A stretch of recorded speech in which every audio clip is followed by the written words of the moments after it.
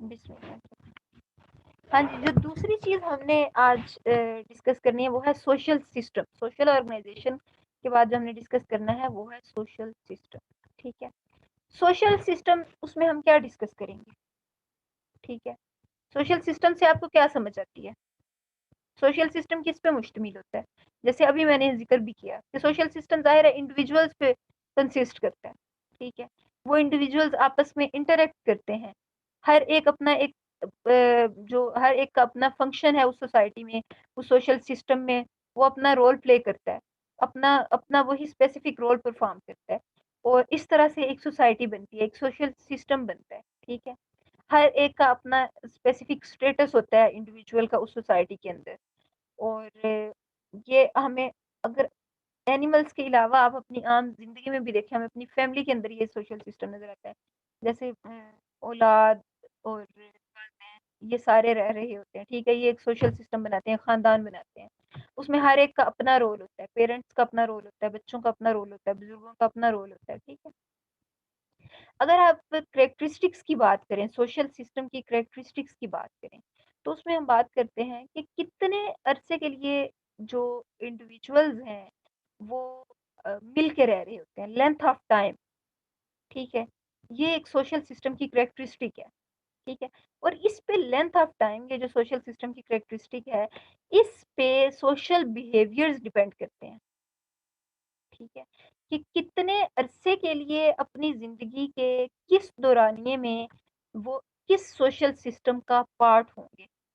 ठीक है, सोसाइटी में डिफरेंट ग्रुप्स होते हैं, जिसमें जो इंडिविजुअल्स जो हैं, वो हम जब हम सोशल सिस्टम की बात करते हैं, आपको याद होगा जब हमने कॉम्प्लेक्स बिहेवियर की बात की थी, उसमें हमने सोशल बिहेवियर्स की बात की थी, तो हमने कहा था कि सोशल बिहेवियर्स का मतलब है कि जिसमें जो इंडिविजुअल्स हैं वो एक ही स्पीशीज़ के हों और एक-दूसरे के लिए उनका रिलेशनशिप ऐसा है कि एक-दूसरे के लिए बेनिफिशियल हों वो। ठीक है? तो उसको हम कहेंगे कि ये एक सोशल सिस्टम बना रहे हैं। लेकिन उसके अंदर हमने देखा था कि एक सोसाइटी के अंदर जब रह रहे होते हैं, तो सोसाइटी तो हम उन्हीं को कह रहे हैं जो आपस में एक-दूसरे को नुकसान नहीं पहुँचा रहे, फ़ायदा पहुँचा रहे हैं, ठीक है? लेकिन जब हम एनवायरनमेंट के साथ रिलेशनशिप की बात करते हैं, तो फिर एनवायरनमेंट में कुछ ऐसे भी फैक्टर्स होंगे कि वो उनके लिए फ़ायदेमंद नहीं होंगे, लेकिन वो उस एनवायरनमेंट का पार्ट है। जैसे प्रे और प्रीडेटर का रिलेशनशिप है, उसकी हमने बात की थी, ठीक है? तो इसी तरह से अब वो जो प्रे और प्रीडेटर का इंटरेक्शन होता है, वो कितना-सा होता है, ठीक है? या अगर आप उससे हट के आप बात करें, पैरेंटल केयर की बात करें, तो वो भी एक स्पेसिफिक ड्यूरेशन के लिए होती है पैरेंटल केयर भी, ठीक है? अगर आप बर्ड्स में देखें पैरेंटल केयर या फिशेज़ में देखें, तो फिशेज़ में भी to some extent parental care होती है, ठीक है? वो अपने जो हैचलिंग्स होती हैं, उनको अपने माउथ में रखती हैं। कुछ माउथ ब्रूडर फिशेज़ होती हैं, ठीक है? तो हर एक के अंदर, हर एक सोशल सिस्टम के अंदर जो उस सोशल रिलेशनशिप का टाइम है, वो वेरी करता है, ठीक है? अब वो चाहे स्मॉलेस्ट सोशल ग्रुप है, जैसे मेल और फीमेल का ग्रुप हो गया, ठीक है? अब वो इंटरैक्ट कर रहे हैं ड्यूरिंग ब्रीडिंग सीज़न, ठीक है? या मदर और इन्फेंट का जो एक लिंक है, रिलेशनशिप है, ठीक है? तो वो भी एक स्पेसिफिक पीरियड के दौरान है कि जब तक बच्चा जो है वो इंडिपेंडेंट नहीं हो जाता, खुद वो अपना फूड जो है वो कैप्चर नहीं कर सकता और ये सारा, ठीक है? तो लेंथ ऑफ टाइम जो है ये डिफरेंट होगी सोशल ग्रुप्स के अंदर, ठीक है? फिर दूसरी जो कैरेक्टरिस्टिक है सोशल ग्रुप्स में हमें नज़र आती है सोशल सिस्टम में, वो एनर्जी एक्सपेंडिचर है और ये बहुत अहम है, ठीक है? अब ये किस पे डिपेंड करता है एनर्जी एक्सपेंडिचर? ये डिपेंड करता है फिज़िकल प्रॉक्सिमिटी पे, कि कितने जो सोशल सिस्टम में, सोशल ग्रुप में जो इंडिविजुअल्स एक-दूसरे से लिंक्ड हैं, वो कितने फासले पे हैं, ठीक है? वो उनका ग्रुप तो है, वो एक-दूसरे के साथ इंटरैक्ट तो कर रहे हैं, लेकिन कितने-कितने डिस्टेंस पे हैं, ठीक है? अब वो जितना ज़्यादा डिस्टेंस होगा, उतना ज़्यादा एनर्जी एक्सपेंडिचर होगा, एनर्जी उतनी ज़्यादा एक्सपेंड होगी, ठीक है? तो यानी लेंथ ऑफ टाइम की बजाय जो उन ग्रुप जो मेंबर्स की फिजिकल प्रॉक्सिमिटी है, जो उनका आपस में डिस्टेंस है, जो एनर्जी एक्सपेंडिचर है वो उस पे ज़्यादा डिपेंड कर रहे हैं as compare to length of time, ठीक है। फिर ये कि जो इंडिविजुअल्स हैं वो कम्युनिकेट कैसे कर रहे हैं। विजुअल कम्युनिकेशन है उनमें, ऑडिटरी कम्युनिकेशन है, ऑल्फैक्टरी कम्युनिकेशन है, टेक्टाइल कम्युनिकेशन है। इस चीज़ पर भी उनका जो सोशल सिस्टम है वो ये डिपेंड कर रहा है। डिवीजन ऑफ लेबर, ये इसको भी हम आगे जाके डिवीजन ऑफ लेबर हम पहले भी डिस्कस कर चुके हैं, लेकिन इसको मज़ीद भी हम डिस्कस करेंगे, ठीक है। उस ये यानी ये जो कम्युनिकेशन है इनकी एनिमल्स की आपस में, ये भी एक कैरेक्टरिस्टिक है उस सोशल सिस्टम का, ठीक है। फिर डिवीजन ऑफ लेबर, ये भी उस सोशल सिस्टम की एक कैरेक्टरिस्टिक है कि हर एक का रोल डिफाइंड होगा कि किसने क्या काम करना है उस सोशल सिस्टम में, ठीक है। कम्युनिकेट कैसे करना है, ये भी उनकी हर ग्रुप की अपना एक डिफरेंट अंदाज होगा, ठीक है। फिर अल्ट्रिज्म एंड किन सिलेक्शन, ये भी हम पहले भी डिस्कस कर चुके हैं। ये भी एक जो सोशल सिस्टम है, जो ग्रुप है उसके अंदर उसकी एक कैरेक्टरिस्टिक है कि एनिमल्स जो हैं वो अपने ग्रुप के बेनिफिट के लिए खुद को नुकसान पहुंचा लेंगे लेकिन अपने ग्रुप को फायदा देंगे, ठीक है। कहते हैं ये अल्ट्रिस्टिक बिहेवियर है, ठीक है। जिस तरह हम कहते हैं कि जो एक ग्रुप की सूरत में जब ऑर्गेनिज्म जो है वो फूड सोर्सेज को सर्च करने के लिए निकले होते हैं, तो उस दौरान क्या होता है कि कोई एक उनमें ऐसा होता है जो विजिलेंट होता है और वो प्रीडेटर का ख्याल रखता है, और जो ही वो प्रीडेटर को देखता है तो वो अलार्म कॉल देता है। अब आप देखिए कि ग्रुप तो जो है वो तो अलार्म हो गया कि अच्छा प्रीडेटर आ रहा है तो हम जल्दी से इस प्लेस को एस्केप करें, इस जगह से हम भागें। लेकिन जो अलार्म कॉल दे रहा है उसने तो अट्रैक्शन अपनी तरफ की ना उस प्रीडेटर की, तो अब जो प्रीडेटर है वो फौरन से उसकी तरफ भागेगा। अब उसको नुकसान पहुंच रहा है जो अलार्म कॉल दे रहा है, लेकिन उसके ग्रुप को उससे फायदा पहुंच रहा है, ठीक है। तो इस बिहेवियर को फिर हम कहते हैं ये अल्ट्रिज्म है, अल्ट्रिस्टिक बिहेवियर है, ठीक है। तो इसी तरह अल्ट्रिस्टिक बिहेवियर में ही से ही मिलता जुलता जो बिहेवियर है वो किन सिलेक्शन है। यानी अगर वो अपने फैमिली मेंबर्स के लिए हो अल्ट्रिस्टिक बिहेवियर तो हम उसको कहते हैं किन सिलेक्शन, ठीक है। जैसे अगर आप बात करते हैं कोई फैमिली मेंबर अपनी ही फैमिली के किसी मेंबर को अपना कोई ऑर्गन डोनेट कर देता है, ठीक है। तो अब उसको अपने अपने सर्वाइवल को थोड़ा कम करके तो वो अपने जो फैमिली मेंबर है उसके सर्वाइवल को यकीनी बना रहा है, ठीक है। अपनी तरफ से वो ये कोशिश कर रहा है, तो अब वो अपनी फैमिली के मेंबर को दे रहा है तो इसको हम कहते हैं ये किन सिलेक्शन है, ठीक है। और अगर यही वो अपनी ही स्पीशीज को ही ज़ाहिर है देगा, लेकिन अगर किसी और अपनी फैमिली के अलावा किसी को दे तो उसको उसको हम सिर्फ कहेंगे ये अल्ट्रिज्म है, अल्ट्रिस्टिक बिहेवियर है, लेकिन उसको हम किन सिलेक्शन नहीं कहेंगे, ठीक है। तो ये भी एक जो सोशल सिस्टम है उसकी एक कैरेक्टरिस्टिक है। उसके अलावा जो सोशल सिस्टम की कैरेक्टरिस्टिक है वो है डोमिनेंस एंड हिरार्की। डोमिनेंस जो है वो भी हम इसको हम डिस्कस कर चुके हैं, आपको याद होगा वुल्फ पैक की जब हमने बात की तो उसमें जो एक फीमेल वुल्फ है उस पूरे ग्रुप को लीड कर रही होती है, ठीक है। इसी तरह जितने भी सोशल सिस्टम्स हैं के अंदर बहुत सारे सोशल सिस्टम्स के अंदर हमें हायरार्की नजर आती है, ठीक है, रैंकिंग नजर आती है। कुछ उनमें होते हैं जो लीड कर रहे होते हैं, ठीक है। जैसे अल्फा बीटा गामा रैंकिंग होती है, जो सबसे ज्यादा उसमें डोमिनेंट होता है और ग्रुप को लीड कर रहा होता है, जिसके पास उस ग्रुप का चार्ज होता है, फीमेल हो या मेल हो, तो उसको हम कहते हैं ये अल्फा रैंक पे है, ठीक है। वो ऐसे ही होता है जैसे एक कोई एक मुल्क का एक सदर हो, ठीक है। उस ग्रुप का वो डोमिनेंट जो होता है मेंबर, उसको हम कहते हैं इसका अल्फा रैंक है, ठीक है। तो ग्रुप्स के अंदर हमें एक हायरार्की नजर आती है कि कुछ होते हैं जो लीड कर रहे होते हैं, ठीक है। कुछ होते हैं जो उनके उनको फॉलो कर रहे होते हैं, ठीक है। इसी तरह ये कुछ कैरेक्टरिस्टिक्स थी जो हमने डिस्कस की। कुछ उस सोशल सिस्टम की कुछ अगर हम प्रॉपर्टीज की बात करें तो जैसे हमने कोहेजन की बात की, ठीक है, या आपने कम्युनिकेशन की बात की, डिवीजन ऑफ लेबर की बात की, ठीक है।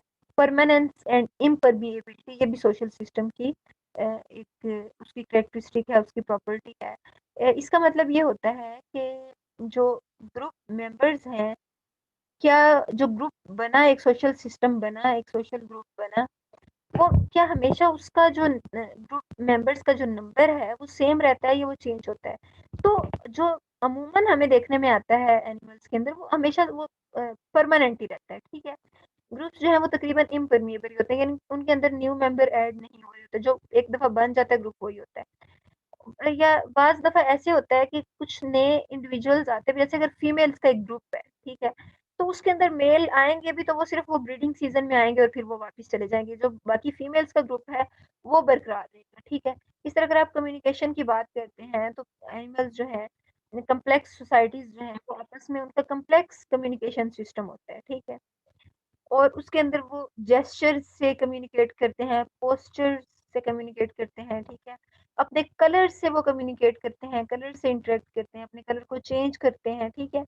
ब्रीडिंग सीज़न के दौरान कलर चेंज करके वो कम्युनिकेट कर रहे होते हैं या प्रीडेटर को अवॉइड करने के लिए कलर को चेंज कर रहे होते हैं। अपने अपनी अपने जो हेयर्स हैं, उनको कम्युनिकेशन में इस्तेमाल करते हैं, हेयर्स को रेज़ करके जो ड्यूरिंग फ्लाइट वो अपने उससे कंपेटिटर से वो कम्युनिकेट करते हैं, ठीक है। टेरिटोरियलिटी बिहेवियर के दौरान हमें सेंट मार्किंग नज़र आती है, ठीक है। हायर एनिमल्स में हमें वोकलाइज़ेशन नज़र आती है, ठीक है। ग्रूमिंग जिस तरह हमने देखा था, टचिंग से भी जो एनिमल्स हैं वो एक-दूसरे से कम्युनिकेट करते हैं, ठीक है। इकोलोकेशन एक उनका कम्युनिकेशन का है तरीक़ाकार, जिस तरह बैट्स हैं, वो इकोलोकेशन से कम्युनिकेट करती हैं, यानी साउंड वेव्स उनसे वो कम्युनिकेट करती हैं, ठीक है। जैसे बीज़ की अगर आप बात करें तो बीज़ में हमें वैगल डांस नज़र आता है, जब उन्हें फूड सोर्स कोई मिलता है तो वो उससे अपने स्पेसिफिक बॉडी मूवमेंट से ये इंफॉर्मेशन कन्वे करती हैं कि कहाँ पे उनकी जो हाइव है उससे वो जो डेस्टिनेशन है उनकी फूड सोर्स की, जो फूड सोर्स है वो किस एंगल पे है, कितने फासले पे है, अ, ये जो उसकी समत कौन-सी है, ये चीज़ें वो अपने उस वेगल डांस में वो ट्रांसमिट करती हैं ये इन्फॉर्मेशन, ठीक है। फिश जो चिंपैंज़ीज़ हैं, उनके अंदर हमें कम्युनिकेशन नज़र आती है, फेशियल एक्सप्रेशंस वो से कम्युनिकेट वो कर रहे होते हैं, ठीक है। तो उसके अलावा हमने बात की थी कोहेजन की, ठीक है, कि कोहेजन होती है ग्रुप के अंदर, कि जो एनिमल्स हैं, वो क्लोज़ प्रॉक्सिमिटी में रह रहे होते हैं, एक-दूसरे के करीब रह रहे होते हैं, जैसे बीज़ जो हैं वो हाइव में रह रही होती हैं, जो डियर्स हैं वो अपने हर्ड्स के अंदर रहते हैं, लायंस जो हैं वो प्राइड की सूरत में रहते हैं, वुल्फ पैक्स की सूरत में रहते हैं, ठीक है। फिर हमें इन सोसाइटीज़ के अंदर डिवीज़न ऑफ लेबर नज़र आ रही होती है, ठीक है। जितनी ज़्यादा ऑर्गनाइज़्ड सोसाइटीज़ होंगी, उतनी ज़्यादा उनके अंदर डिवीज़न ऑफ लेबर होगी। हर एनिमल का डिफरेंट स्टेटस होगा उसका, उसकी सेक्स और एज के मुताबिक उसका डिफरेंट स्टेटस होगा, डिफरेंट उनका फंक्शन होगा, ठीक है। जिस तरह अगर आप मंकीज़ की डिफरेंट स्पीशीज़ बैबून्स और केक मंकीज़ की अगर आप बात करें, ठीक है, तो उनमें जो एडल्ट मेल्स होते हैं, जब वो ग्रुप्स की सूरत में रह रहे होते हैं, तो एडल्ट मेल्स जो हैं वो अपने उस ग्रुप को गार्ड करते हैं, ठीक है। जब वो ग्रुप्स मूव कर रहे होते हैं तो वो उस अपने ग्रुप की रखवाली कर रहे होते हैं, ठीक है। जो उनमें ओल्ड एडल्ट्स होते हैं और उनमें वो डोमिनेंट ओल्ड एडल्ट्स होते हैं, वो सेंट्रल प्लेस पे होते हैं उस ग्रुप की, ठीक है, वो डिसीजन मेकिंग का काम कर रहे होते हैं। फीमेल्स जो होती हैं उनका काम क्या होता है, वो इन्फेंट रेयरिंग रेयरिंग का काम कर रही होती हैं, ठीक है। तो इस तरह हमें उन मंकीज़ के ग्रुप्स के अंदर डिवीज़न ऑफ लेबर नज़र आ रही होती है। बीज़ हाइव के अंदर हमें डिवीज़न ऑफ लेबर नज़र आती है, कुछ उनमें ड्रोन्स होते हैं, यानी जो फर्टाइल मेल होते हैं, क्वीन जो है वो फर्टाइल फीमेल होती है, वर्कर्स होती हैं वो इनफर्टाइल फीमेल होती हैं, ठीक है। वर्कर्स जो हैं वो फूड सोर्सेज और हाइव पे दूसरे काम कर रही होती हैं और वो रिप्रोड्यूस नहीं कर रही होती, क्योंकि जो क्वीन बी होती है ना वो ऐसा केमिकल रिलीज करती है कि जो उन वर्कर बीज की जो ओवरीज हैं उनकी ग्रोथ को सस्पेंड कर देती है और वो फिर रिप्रोड्यूस नहीं करती और सिर्फ क्वीन बी रिप्रोड्यूस कर रही होती है, ठीक है। फिर हमने एक और ग्रुप कैरेक्टरिस्टिक की बात की थी, परमानेंस एंड इम्परमिएबिलिटी, ठीक है, जिसमें उसमें मैंने आपको बताया कि जो मेंबरशिप है वो तकरीबन सेम रहती है, तकरीबन कांस्टेंट रहती है, परमानेंट रहती है, ठीक है। और उसके अंदर अगर कोई जैसे हमने फीमेल पेक्स की बात की तो उसमें अगर मेल एंटर होंगे भी तो वो आएंगे और चले जाएंगे ब्रीडिंग सीजन के बाद, ठीक है। तो फिर सोशल सिस्टम जो है ये इसकी कुछ हमने प्रॉपर्टीज देखी, कुछ इसकी इस दफ़ा हमने कोशिश की कुछ नए एग्जांपल्स के साथ हम बात करें और स्पेसिफिक कैरेक्टरिस्टिक्स और प्रॉपर्टीज़ की बात करें सोशल सिस्टम की नई एग्जांपल्स के साथ। तो अब अगर हम सोशल सिस्टम के एडवांटेजेस की बात करें तो ये वही चीज़ें हैं जो हमने पहले डिस्कस की इस वजह से अब मैं इसको इसमें मज़ीद डिटेल में नहीं जाऊँगी, ठीक है? इसमें हमने बात की थी एंटी प्रिडेशन की, ठीक है? फीडिंग एफिशिएंसी की, इंफॉर्मेशन शेयरिंग की, फैसिलिटेशन ऑफ रिप्रोडक्शन, ये कुछ एडवांटेजेस हम पहले भी देख चुके हैं, ठीक है? तो इनको अब हम बस थोड़ा-सा मैं हर एक पॉइंट को टच करती जाऊँगी और बस ये हमारा सोशल सिस्टम की ये एडवांटेजेस में की ये लास्ट बात होगी, ठीक है? जैसे एंटी प्रिडेशन की हमने बात की हुई है, प्रीडेटर को अवॉइड करते हैं जब एक ग्रुप में होते हैं, ठीक है? और उसके अलावा फूड सोर्सेज़ जो हैं, वो उनको ज़्यादा फ़ायदा होता है कि जब वो ग्रुप्स की सूरत में निकलते हैं, तो वो ज़्यादा फूड फाइंड कर सकते हैं और एक भी फाइंड करे तो सबका उसमें हिस्सा होता है, ठीक है? जब जैसे मंकीज़ की आप बात करें तो मंकीज़ जो हैं जब वो ग्रुप्स की सूरत में है तो वो बनानास को इज़िली डिटेक्ट कर सकती हैं, ठीक है? अगर आप वाइल्ड डॉग्स जो हैं उनके पप्स की बात करें, ठीक है? अ, तो ये जो पप्स हैं ये ग्रुप्स की सूरत में हंटिंग के लिए निकलते हैं, ठीक है? तो इसी तरह से अगर आप बात करें इनके ग्रुप लिविंग में एडवांटेज की कि उनको रिप्रोडक्शन एडवांटेज मिल रहा होता है, ठीक है? रिप्रोडक्टिव स्ट्रेटजीज जो हैं वो उनकी ज़्यादा बेहतर होती हैं, इम्प्रूव होती हैं ग्रुप लिविंग के दौरान, ठीक है? उनको पेट फाइंडिंग में आसानी होती है ग्रुप में रहते हुए। बजाय इसके कि वो पूरे फॉरेस्ट में फाइंड करें, जो फॉरेस्ट लिविंग ऑर्गेनिज़्म हैं, वो अपने ग्रुप में से उन्हें मेट फाइंडिंग में आसानी होती है, जिससे अपनी एनर्जी को वो सेव करते हैं, ठीक है? और उसी एनर्जी को बाकी चीज़ों पे वो इस्तेमाल कर रहे होते हैं। अ, अगर आप उनकी बजाय ग्रुप लिविंग की बजाय जैसे अगर आप ऐसे एनिमल्स जो ग्रुप्स में नहीं रहते जैसे रिनोस हो गए या ओरंगुटान्स हो गए, ये ग्रुप्स की सूरत में नहीं रहते ओरंगुटान्स वगैरह। तो ये इनको डिफ़िकल्टी होती है मेट फाइंड में, ठीक है? जो ग्रुप में रह रहे होते हैं वो कंपैरेटिवली उन्हें आसानी होती है, ठीक है? तो इसी तरह फ़ायदों के साथ कुछ नुकसानात भी होते हैं सोशल होने के, ठीक है? जैसे अब आजकल कहा जा रहा है कि आप सोशल ना हो, घरों में बैठें क्योंकि जो अ, वायरल डिज़ीज़ेज़ हैं, वो इस तरह से फैलती हैं कॉन्टैक्ट से, ठीक है?